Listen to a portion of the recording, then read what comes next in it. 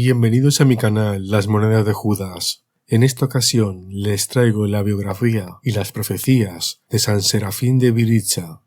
Nuestro venerable y portador de Dios Padre, Serafín de Viritxa, era un monje cristiano ortodoxo, conocido especialmente por sus profecías y milagros.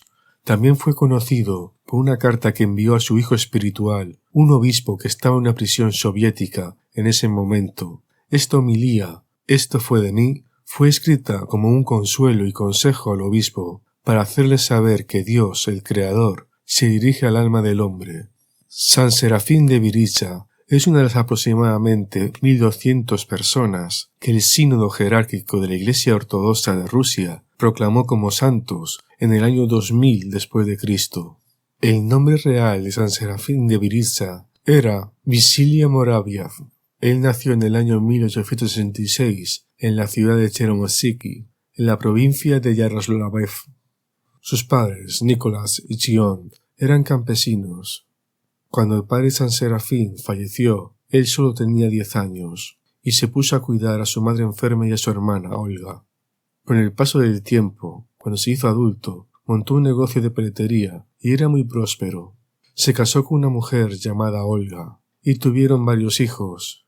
Pero cuando murió su hija Olga, tanto él como su esposa decidieron de mutuo acuerdo dejar la vida mundana e ingresar en la vida religiosa por separado. Antes de acordar con su esposa separarse y entrar en la vida monástica, él tuvo una vez un sueño que más tarde le contó a su padre espiritual, el monje Bernabé de Getsemaní, Skete. En ese sueño estaba en una peregrinación para visitar un monasterio de San Nicolás, y en el camino se perdió y se aventuró en un bosque. En el bosque, un anciano le preguntó cómo llegar a ese mismo monasterio. El anciano tenía una mochila a la espalda y un hacha en la mano. Se dio cuenta de que este hombre era San Serafín de Sarov.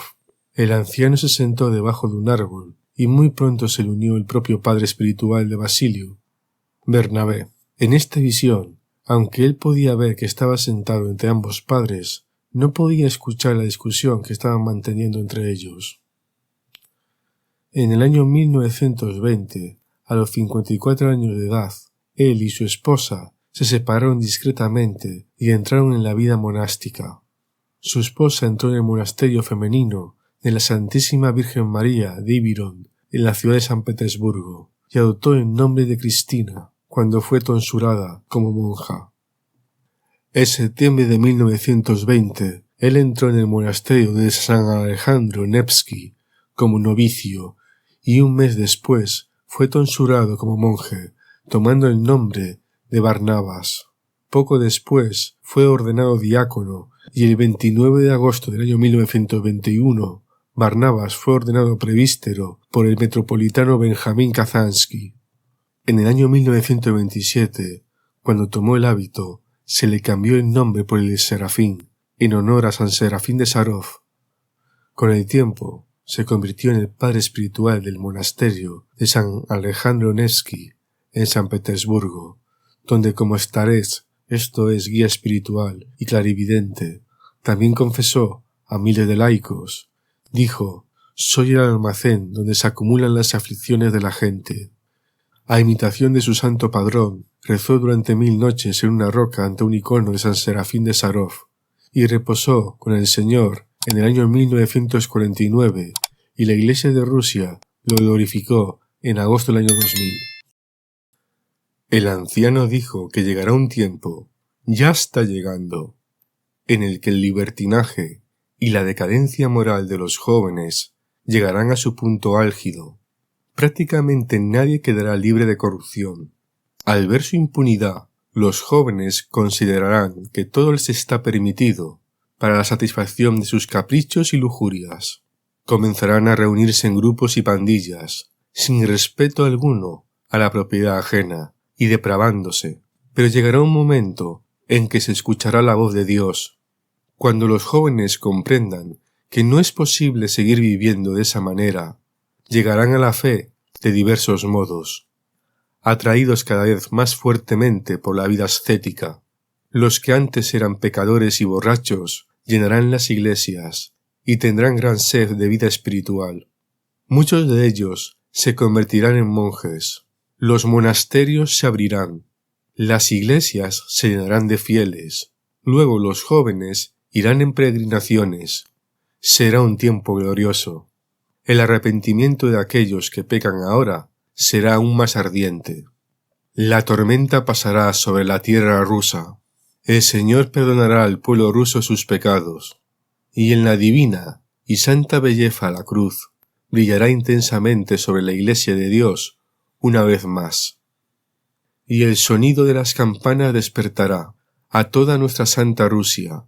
Le deseamos la salvación del letargo del pecado. Los santos monasterios se abrirán de nuevo, y la fe en Dios unirá a todos. La salvación del mundo viene de Rusia. San Petersburgo se convertirá en el centro espiritual del país. En Rusia se celebrarán otros grandes acontecimientos. La inauguración y glorificación de las santas reliquias en San Petersburgo será una gran alegría para todo el mundo. Oriente será bautizado en Rusia. Todo el mundo celestial está orando por la iluminación de Oriente. Llegará un momento en que habrá un florecimiento espiritual en Rusia. Se abrirán muchas iglesias y monasterios. Incluso personas de otras confesiones vendrán a nosotros en barcos para ser bautizadas. Pero esto no durará mucho tiempo, durante unos 15 años. Luego vendrá el Anticristo. Llegará el tiempo en que no habrá persecución, sino que el dinero y las atracciones de este mundo alejarán a la gente de Dios, y perecerán muchas más almas que durante el periodo del ateísmo militante abierto.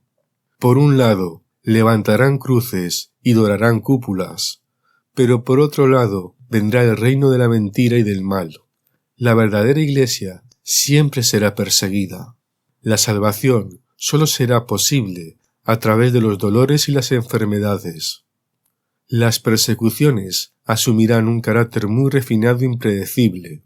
Será terrible vivir en esos tiempos.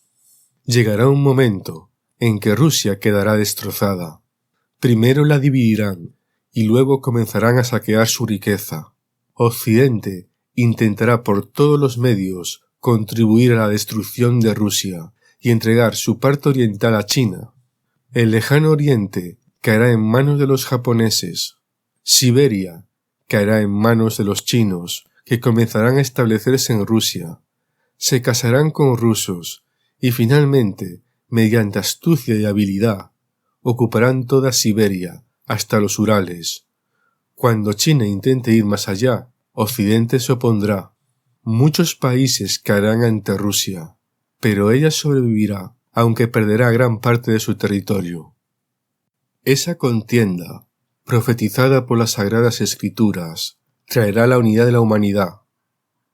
La gente comprenderá que será imposible continuar, de lo contrario, todo ser vivo perecerá. Elegirán un gobierno único, que será la anticámara del reinado del Anticristo. Entonces comenzará la persecución de los cristianos. Entre los discípulos de San Serafín había dos ancianas, Pulqueria y Alejandra. Ambas tenían el don de clarividencia y el mismo don de la profecía que su padre espiritual. Del futuro dijeron lo siguiente: mucha sangre se derramará dentro de nuestro país durante una contienda con los pueblos del Cáucaso. Llegará un momento en que quitarán las banderas rojas. El gobierno de la casa Romanov no llegará de una vez. Habrá un tiempo de transición. Entonces Rusia será ingobernable. Habrá una lucha de poder en Rusia. En un momento difícil para Rusia llegará al poder alguien que se salvó milagrosamente de la casa Romanov. Si te ha gustado este vídeo, suscríbete a mi canal, dale al like, activa la campanilla para recibir notificaciones. Puedes seguirme en las redes sociales y leer mis blogs. También puedes colaborar en este proyecto. Te dejo los enlaces en la descripción. Un saludo y hasta pronto.